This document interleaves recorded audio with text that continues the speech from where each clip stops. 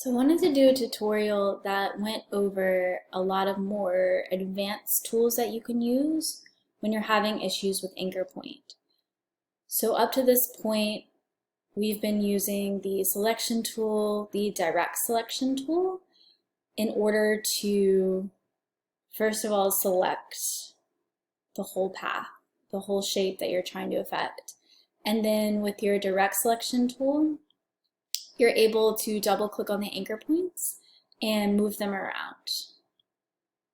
And so that's a pretty basic way to edit these things, and it can get you pretty far. But I know a lot of you were having frustrations with certain ways that these tools aren't enough. So maybe you have paths that have like certain kinks in them. There are certain areas that should be curved. Instead, there's just too many straight lines. Others of you have like really weird gaps, almost like the curve is turning in on itself. And so these problems and some other ones too, we'll be able to fix that with something called the anchor point tool. And so we'll go over that, and we'll revisit also the add anchor point and delete anchor point tools, because those are really helpful as well, and I know that some of you are already using that as well. But yeah, I've got this little practice shape, and it's a really simplified shape. A lot of you, whenever you scan your image in, and it creates all of these different anchor points and different paths out of your scan using LiveTrace, whenever that happens, you have a really complex image. You have a lot of different anchor points going on. But I just really wanted to simplify things to really drive these like basic concepts home. And you'll be able to apply them to your more intricate paths and points. So I'm going to select it with the selection tool. And then going to my direct select tool, I now can see and have access to all these points. And by double clicking on them, I start to move them around. But I want you to notice that with this point right here and this point right here, I have handles poking out of them. And what that means is that it's curves. So you don't see handles out of these because they're all straight lines, and you see them out of here. If I take this handle, I can start to click and drag and move it around. Mind you, I'm in my direct select tool, so that's why I'm able to do this. But I'm able to drag it around, and by doing that, I'm making the curves steeper and wider, or the opposite, right? Just depending on the position and the length of my handle. So I can do that with any and all handles. So this one just has one handle. You'll notice if I click on this one, I now have two handles. And the reason that is both sides of the anchor point have a little bit of a curve to it. This only has one handle because only one side has a curve to it. So I'm going to show you what's called the anchor point tool. And it's under the pen tool. That's where that lives. It's under the pen tool, and it looks like this. And if ever you can't see a tool, chances are that it's down here in the edit toolbar. They've really like streamlined to what they deem just the essentials when you're first opening Illustrator 2020. And so if there's something that's not in your toolbar, you can click on this little dot, dot, dot, and open it and find it. Find what you're looking for. So this would be right here, the anchor point tool. And you can just click and drag it where you want it to live and who you want it to live with, what other tools you want it to live with. So I'm in my anchor point tool, and as with any tool, whatever I'm trying to affect, you want that to be selected. Whether it's through selection tool or direct select, you want it to be activated, and you can tell that it's activated because it's blue. So now that it's activated, if you hover over the anchor point, you can click on it, and you'll notice that once I do that, I'm going to go back with Command Z. That's always how you undo things, is Command Z. You'll see that whenever I click on this anchor point, it gets rid of both of these handles and it turns them straight. So it turned this one completely straight.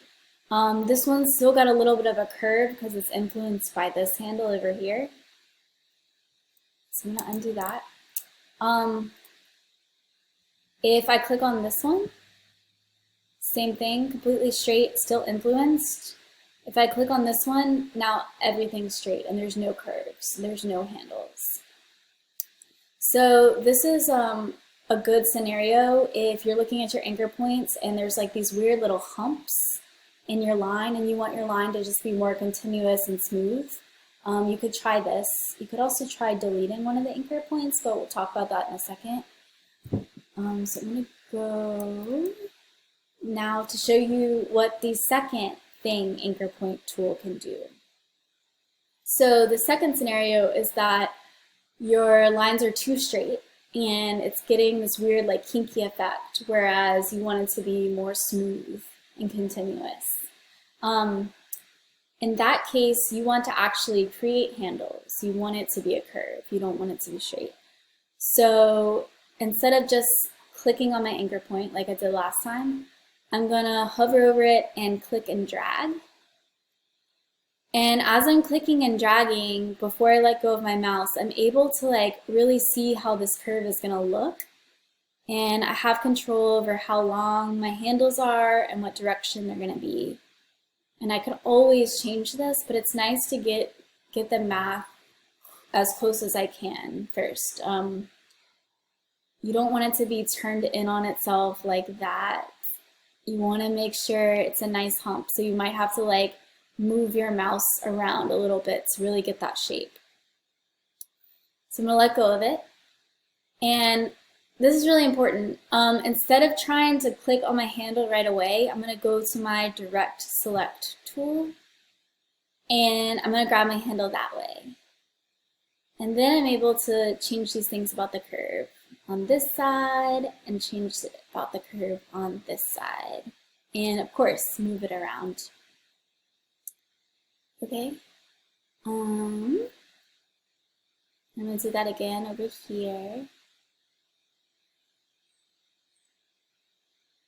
Okay, so third scenario, right? We talked about two scenarios so far. One in which you wanted to get rid of any curves.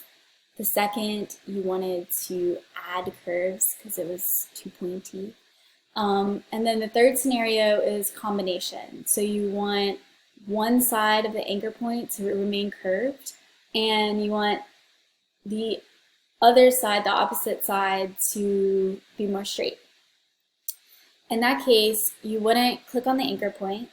You wouldn't click and drag on the anchor point like the first two scenarios. You would actually click on the handle. And that's gonna drop that down and make it straight. That's the reason why when we did add that curve, you don't want to try to grab the anchors with the you don't want to try to grab the handles with the anchor point tool because it will delete that handle right away. That's what it does. Okay.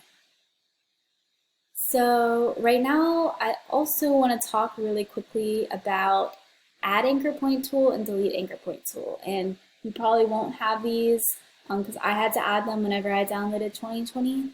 But once you get them, the way they work is maybe you need something else to work with on your path. That's why you would add an anchor point. If you just need more like definition to it, and it's just not cutting the mustard that you've got one up here and one down here, you need one up here as well. In that case, you would go ahead and add anchor point by hovering over the path until you see that little pink path, and you click on it. And then you would go to your direct select tool, and you can double click and do all the things that we just talked about, or just simply move it around. Right? Now I can make that curvy. And I'm seeing that there was another anchor point that I could have worked with. I didn't see it, so this is a great time to talk about delete anchor point tool. And so delete anchor point tool is exactly the opposite. You would hover over the anchor point and that goes away. So I would say that that's a tool that I know a lot of you could probably use often, is if Illustrator like creates all your points in paths and they just give you too many points to work with, you don't have to move around all of them separately. You can just do delete anchor point tool. And then the final thing I want to talk about, so this is kind of looking like a keyhole right now. So the final thing I want to talk about is, I'll just make this more of a keyhole to like really drive this point home, is filling in weird gaps. So let's say you're doing all of these things and you're adjusting everything, but there's still just some weird areas that have like strange gaps or just looks fuzzy, the edge doesn't look sharp. You can use pencil tool. So the pencil tool is right here. There's also a paintbrush tool that works in a very similar manner. And then with pencil tool, you're basically just like filling things in and using it as if it were a pencil. So you can see that, you can imagine that if I had this graphic that was like, had a very black section of it and I wanted to fill in any weird gaps to make it all look smooth, I could use my pencil tool and just kind of scribble that in really quickly. Paintbrush works the same way, but you can tell they just have like a different texture to them and a different feel. So I think y'all have done an amazing job with the basics and are definitely ready to take on these more intermediate/advanced skills. Let me know if you have any questions with that. On Thursday, I'm going to be in the live chat from 12:30 to 3:30, so our class time, and just kind of do a check-in and any sort of like live questions you want to ask me, and also be posing sort of publicly to the class as well. That would be the time and space for that. So I hope everyone's doing good, and I will talk to y'all soon.